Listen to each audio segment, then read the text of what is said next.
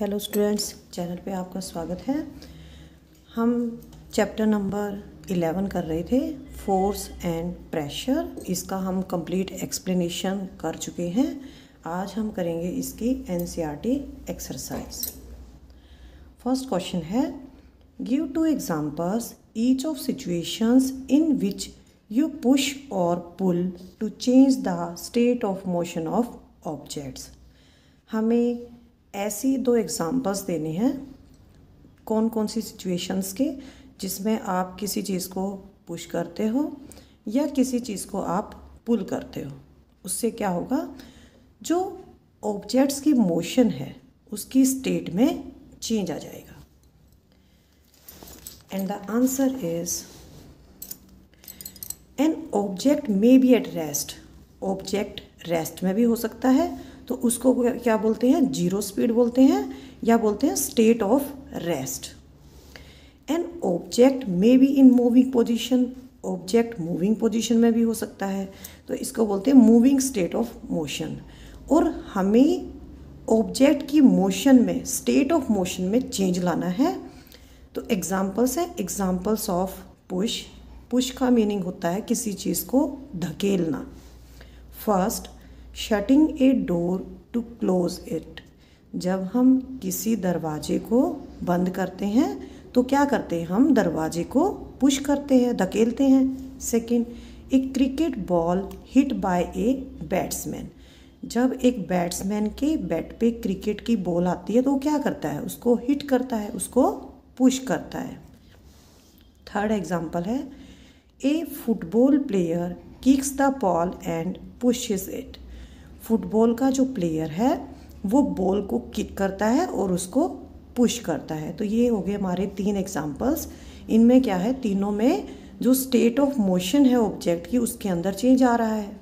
Second है examples of पुल। पुल का मतलब होता है किसी चीज़ को खींचना। First, pulling drawer to open it. जब हम कबर्ड का कोई ड्रॉवर खोलते हैं तो उसको अपनी तरफ पुल करते हैं। Second, moving a cart by a horse. जब एक गाड़ी को घोड़ा मूव करता है तो वो उसको खींचता है। इसको आप पुलिंग भी लिख सकते हैं, pulling a cart by a horse. Third, pulling a bucket of water from a well. जब कुएं से हम पानी की बाल्टी को निकालते हैं तो उसको क्या करते हैं, हम पुल कर रहे हैं। Now question number 2, give 2 examples of the situations in which applied force causes a change in the shape of an object। हमें ऐसी situations के 2 एग्जाम्पल देने हैं जहाँ पे हम फोर्स लगाते हैं तो उससे ऑब्जेक्ट की शेप में परिवर्तन आता है, चेंज आता है। And the answer is, here are examples in which applied force causes a change in the shape of an object. First, when we roll a ball of dough to make chapati, its shape changes। जैसे हम आटे की रोटी बनाते हैं, पहले ball बनाते हैं आटे की और उसके बाद हम उसको चपाती बनाते हैं तो उसकी शेप चेंज हो जाती है। When a rubber band is stretched, its shape changes। जब हम रबड़ बैंड को स्ट्रेच करते हैं तो उसकी शेप में परिवर्तन आता है, उसकी शेप में चेंज आता है। Now question number 3। Third question के अंदर हमें फिलअप्स करने हैं। फर्स्ट है, to draw water from a well we have to dash the rope. Well से पानी निकालने के लिए हमें क्या करना पड़ता है, रस्सी को पुल करना पड़ता है, रस्सी को खींचना पड़ता है, तो यहाँ पे आएगा pull. Second, a charged body dash an uncharged body towards it. तो एक चार्ज्ड बॉडी दूसरी अनचार्ज्ड बॉडी को क्या करती है, अट्रैक्ट्स करती है। Third, to move a loaded trolley we have to dash it. अगर कोई ट्रॉली भरी हुई है, लदी हुई है बिल्कुल, तो उसको मूव करने के लिए हमें क्या करना पड़ेगा, उसको हम पुश भी कर सकते हैं पीछे से, उसको हम आगे से पुल भी कर सकते हैं। तो आप इनमें से कोई भी आंसर लिख सकते हैं, दोनों ही ठीक है। फोर्थ है, north pole of a magnet repels north pole of the another magnet, क्योंकि यहाँ पे जो नॉर्थ पोल है दूसरे मैग्नेट का भी सेम नॉर्थ पोल है, तो जो सेम पोल्स होते हैं वे एक दूसरे को रिपेल करते हैं। Now question number 4, an archer stretches her bow while taking aim at the target. एक धनुर्धर है, वो अपने टारगेट पे निशाना लगा रहा है, तो वो अपने धनुष को क्या करता है, स्ट्रेच करता है। She then releases the arrow which begins to move toward the target.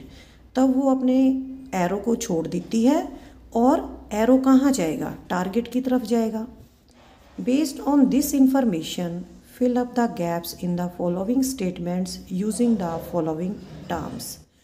तो हमें कुछ टर्म्स दे रखी हैं, इनको हमने भरना है। आगे कुछ पॉइंट्स दे रखे हैं।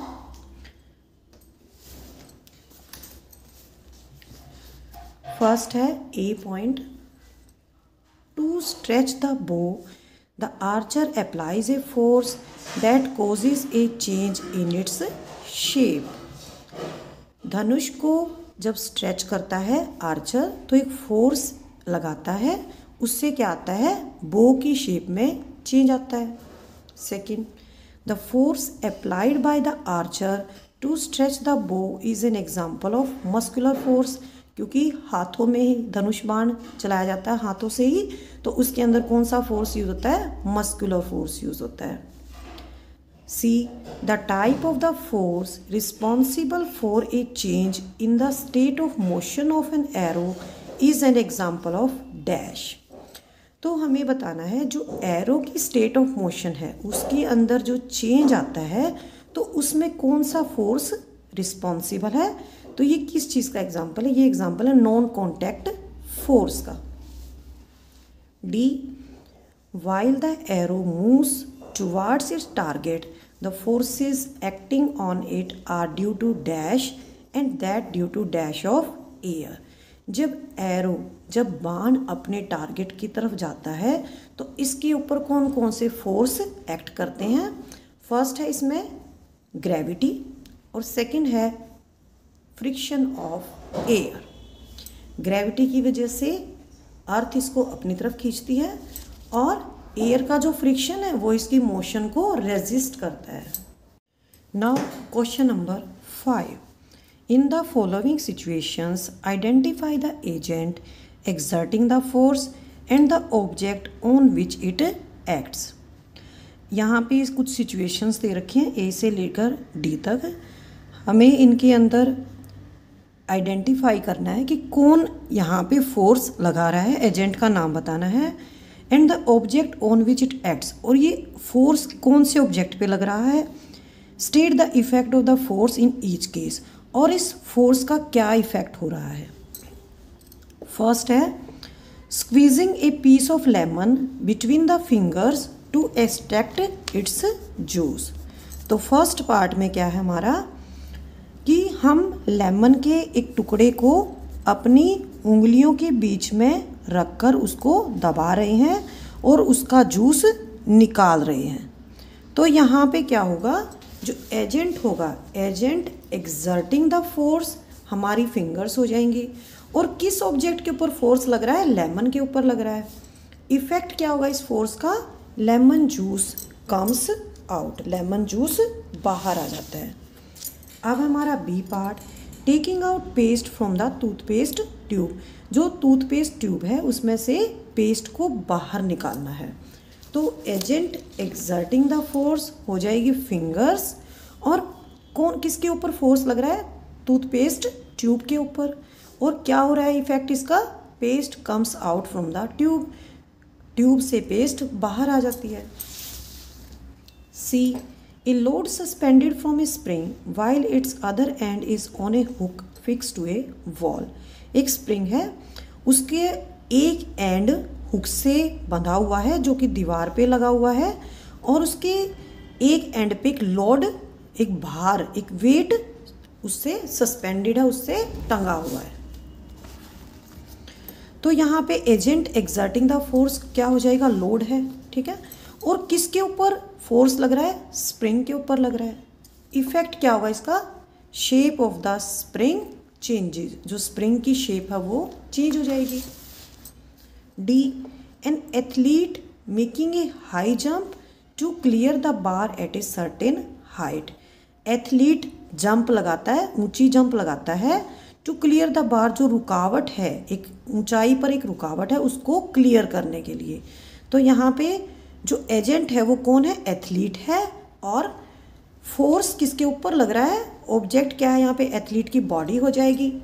और इफेक्ट क्या होगा? वो उसको बार को क्रॉस कर देगा। एजेंट एक्सर्टिंग द फोर्स, तो कौन यहाँ पे फोर्स लगा रहा है? एथलीट लगा रहा है। किसके ऊपर लगा रहा है? अपनी बॉडी के ऊपर लगा रहा है, एथलीट्स बॉडी। और इस फोर्स लगाने का क्या इफेक्ट पड़ रहा है? Athlete makes a high jump over the bar. Athlete एक हाई जंप लगाता है और बार के ऊपर लगाता है, जिससे वो बार को इजीली कवर कर लेता है। Black Smith hammers a hot piece of iron while making a tool. How does the force due to hammering affect the piece of iron? एक लोहार गरम लोहे के टुकड़े को हैमर से पीटता है टूल बनाने के लिए। How does the force due to hammering affect the piece of iron? जो हैमरिंग की वजह से जो फोर्स लगता है वो आयरन के पीस पर क्या इफेक्ट डालता है? A blacksmith hammers a hot piece of iron while making a tool. औजार बनाने के लिए लोहार गरम लोहे पर हथौड़े से पीटता है। The force due to hammering changes the shape of the hot piece of iron. तो इसका इफेक्ट क्या होगा? जो फोर्स लगता है हैमरिंग की वजह से, इससे जो हॉट पीस ऑफ आयरन है उसकी शेप बदल जाती है। And this force is known as muscular force. और इस फोर्स को हम क्या कहते हैं? मस्कुलर फोर्स कहते हैं। Now question number 7। An inflated balloon was pressed against a wall after it has been rubbed with a piece of synthetic cloth. एक फूला हुआ गुब्बारा है, उसको दीवार पे प्रेस किया जाता है, लेकिन दीवार पर चिपकाने से पहले उसको पहले एक सिंथेटिक क्लॉथ से उसको रब किया जाता है। पहले एक हम इन्फ्लेटेड बैलून लेंगे, फूला हुआ गुब्बारा लेंगे, उसको सिंथेटिक कपड़े से थोड़ा सा रगड़ेंगे, उसके बाद हम उसको दीवार से चिपका देंगे। It was found that the balloon sticks to the wall. तो ऐसा क्यों होता है कि जो बैलून है वो दीवार से चिपक जाता है? What force might be responsible for attraction between the balloon and the wall? तो बैलून और वॉल के बीच में कौन सा अट्रैक्शन है? जो ये अट्रैक्शन है इसके लिए कौन सा फोर्स लग रहा है? यहाँ पे किस फोर्स की वजह से यहाँ पे अट्रैक्शन हो रहा है? An inflated balloon when rubbed with a piece of synthetic cloth sticks to the wall. एक फूला हुआ गुब्बारा जिसको हमने सिंथेटिक क्लॉथ से रब किया है वो वॉल पे चिपक जाता है। क्यों? क्योंकि it is due to electrostatic force. ये इलेक्ट्रोस्टैटिक फोर्स की वजह से होता है, due to which balloon gets charged and sticks to the wall, जिसकी वजह से बैलून चार्ज हो जाता है और वॉल से चिपक जाता है। Now question number 8। Name the forces acting on a plastic bucket containing water held above ground level in your hand. हमारे हाथ में एक बाल्टी है जो ग्राउंड लेवल से थोड़ा ऊपर है, प्लास्टिक की बकेट है, उसके अंदर पानी है और हमने उसको एक हाथ में पकड़ रखा है, वो ग्राउंड लेवल से थोड़ा ऊपर है। तो हमें बताना है कि उसके ऊपर कौन कौन से फोर्सेस एक्ट कर रहे हैं। Discuss why the forces acting on the bucket do not bring a change in its state of motion. तो हमें ये बताना है कि जो जो फोर्सेस इसके ऊपर एक्ट कर रहे हैं बकेट के ऊपर, वे इसके स्टेट ऑफ मोशन में कोई चेंज नहीं लाते। क्यों नहीं लाते? तो हमें ध्यान रखना है कि प्लास्टिक बकेट ग्राउंड लेवल से ऊपर है। Plastic bucket is held above the ground level in your hand. Plastic जो बकेट है वो आपके हाथ में है, लेकिन वो ग्राउंड लेवल से थोड़ा ऊपर है, ठीक है। But the gravitational force and the muscular force of the arms, इसके ऊपर दो फोर्स एक्ट कर रही हैं। पहला है ग्रेविटेशनल फोर्स, और ग्रेविटेशनल फोर्स कहाँ एक्ट करता है? ग्रेविटेशनल फोर्स बकेट को नीचे की तरफ खींचेगा। And muscular force of the arms, और जो बाजुओं का मस्कुलर फोर्स है वो इसको ऊपर की तरफ खींचेगा, ठीक है। तो एक फोर्स जो ग्रेविटेशनल है वो डाउनवर्ड लग रहा है, और जो मस्कुलर फोर्स है वो इसको अपवर्ड ले जा रहा है। But these forces are acting equally on the bucket, जो ये दोनों फोर्सेस हैं ये बकेट के ऊपर इक्वली लग रही हैं। And neither the bucket comes down nor goes up, ना तो बकेट ऊपर जाती है और ना ही बकेट नीचे आती है। That is no change comes in the position of the bucket, bucket की पोजीशन में कोई चेंज नहीं आता, because gravitational force and muscular force are equal and opposite and net force is 0.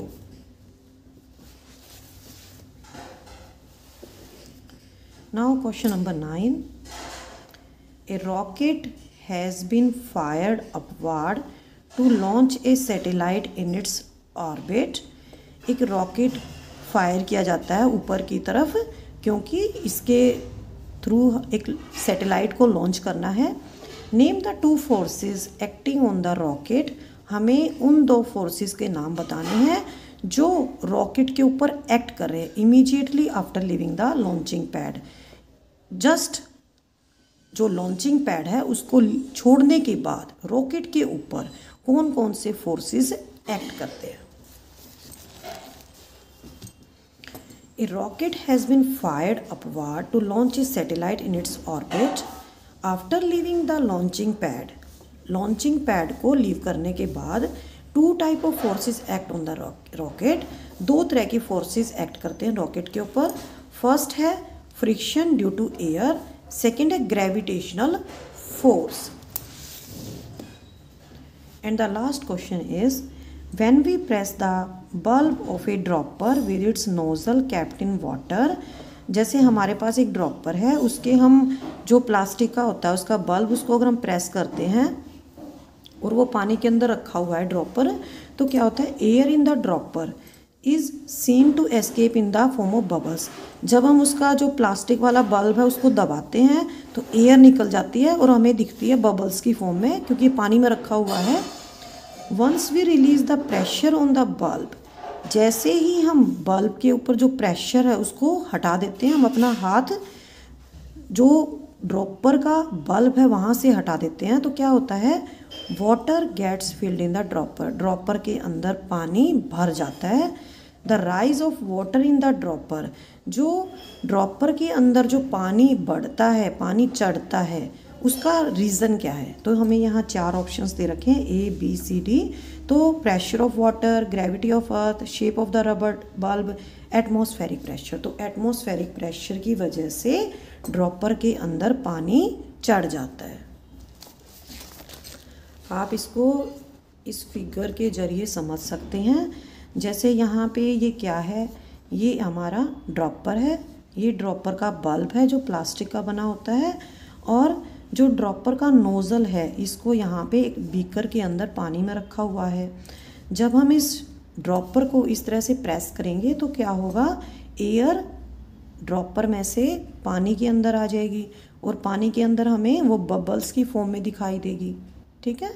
तो इसके बाद क्या होगा, जब हम बल्ब के ऊपर हम प्रेस करना छोड़ देंगे इसको, तो क्या होगा, एटमॉस्फेरिक प्रेशर एक्ट करेगा इस वाटर के ऊपर, जिसकी वजह से वाटर इसके अंदर ऊपर चढ़ जाएगा। तो इसी के साथ ही हमारा ये चैप्टर फिनिश होता है। नेक्स्ट टाइम मैं आपको इस चैप्टर के 1 मार्क क्वेश्चंस कराऊंगी in the form of fill in the blanks. अगर वीडियो अच्छी लगी है तो लाइक करें और NCERT एक्सपर्ट को सब्सक्राइब करें। थैंक यू बच्चों।